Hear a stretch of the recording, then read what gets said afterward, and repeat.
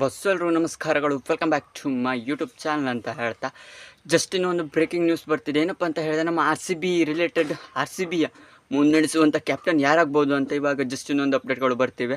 ಅಂದರೆ ಸಿಕ್ಕಾಪಟ್ಟೆ ರೂಮರ್ಸ್ಗಳಿತ್ತು, ಇವರಾಗ್ಬೋದು, ಓವರ್ಸೀಸ್ ಕೊಡ್ಬೋದು ಅಥವಾ ಇಂಡಿಯನ್ನ ಮತ್ತೆ ಇವರೇ ಕ್ಯಾಪ್ಟನ್ ಆಗ್ತಾರೆ ಅನ್ನೋದೆಲ್ಲ ರೂಮರ್ಸ್ಗಳು ಹರಿದಾಡ್ತಿತ್ತು ನಮ್ಮ R C B captaincy related ಬಗ್ಗೆ. ಇವಾಗ ಒಂಥರ ಕ್ಲಾರಿಟಿ ಕೊಟ್ಟಿದೆ ಅಂತಲೇ ಹೇಳ್ಬೋದು. ಈ ರೂಮರ್ಸ್ಗಳು ನೋಡ್ತಾ ಇವರು ಕ್ಯಾಪ್ಟನ್ಸಿ ರೇಸಲ್ಲಿದ್ದಾರೆ ಅಂತ. ಅದು ಯಾರಪ್ಪ ಅನ್ನೋದನ್ನು ನಾನು ನಿಮಗೆ ಈ ವಿಡಿಯೋದ ಸಂಪೂರ್ಣವಾಗಿ ತಿಳಿಸ್ಕೊಡ್ತೇನೆ.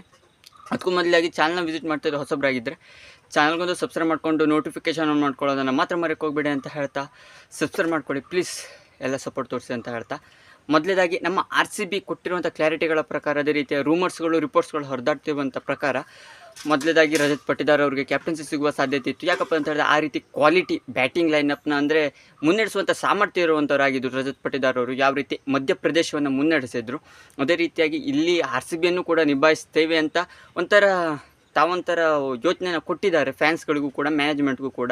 ಅದಕ್ಕಾಗಿ ನಾವೆಲ್ಲ ಫ್ಯಾನ್ಸ್ಗಳು ಅಂದ್ಕೊಂಡಿರೋ ಪ್ರಕಾರದಲ್ಲಿ ರಜತ್ ಪಟಿದಾರ್ ಅವ್ರಿಗೆ 100% ಕ್ಯಾಪ್ಟನ್ಸಿ ಸಿಗತ್ತೆ.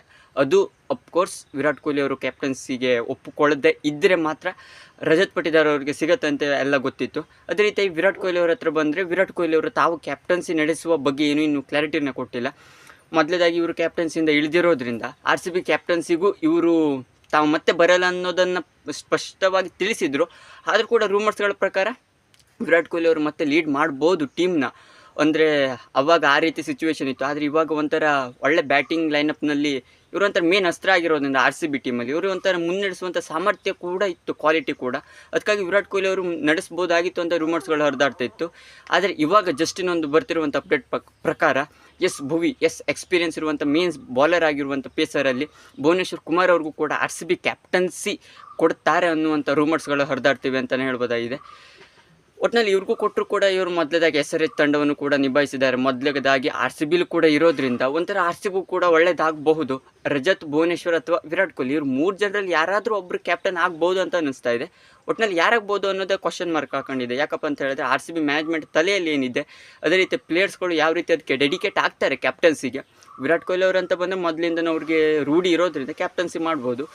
ರಜತ್ ಪಟಿದಾರ್ ಅವರು ತೀರಾ ಯಂಗ್ಸ್ಟರ್, ಅದೇ ರೀತಿ ಭುವನೇಶ್ವರ್ ತೀರಾ ಎಕ್ಸ್ಪೀರಿಯನ್ಸ್. ಆದರೆ ಫ್ಯೂಚರಲ್ಲಿ ನೋಡೋದಾದರೆ ನನ್ನ ಪ್ರಕಾರ ರಜತ್ ಅವ್ರಿಗೆ ಕೊಡೋ ಸಾಧ್ಯತೆ ಇದೆ.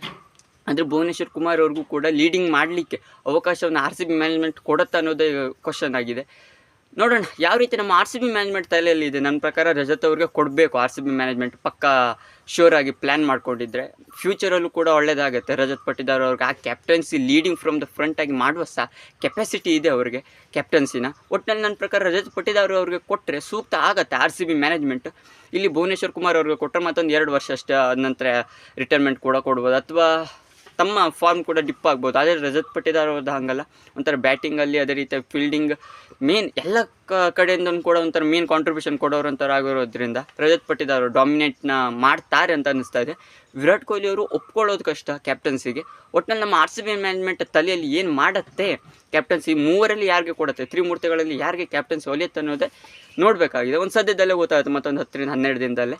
ಇದಿಷ್ಟು ಆರ್ ಸಿ ಬಿ ಕ್ಯಾಪ್ಟನ್ ಯಾರಾಗ್ಬೋದು, ರೇಸಲ್ಲಿ ಯಾರ್ಯಾರು ಇದ್ದಾರೆ ಅಂತ ನಾನು ನಿಮಗೆ ತಿಳಿಸ್ಕೊಟ್ಟಿದ್ದೇನೆ. ನಿಮಗೆ ವಿಡಿಯೋ ಇಷ್ಟ ಲೈಕ್, ಶೇರ್, ಕಮೆಂಟ್ ಮಾಡಿ, ಸಬ್ಸ್ಕ್ರೈಬ್ ಮಾಡ್ಕೊಳ್ಳೋದು ಸಬ್ಸ್ಕ್ರೈಬ್ ಮಾಡ್ಕೊಳ್ಳಿ ಅಂತ ಹೇಳ್ತಾ ಸಿಗೋಣ ಮುಂದಿನ ವೀಡಿಯೋದಲ್ಲಿ.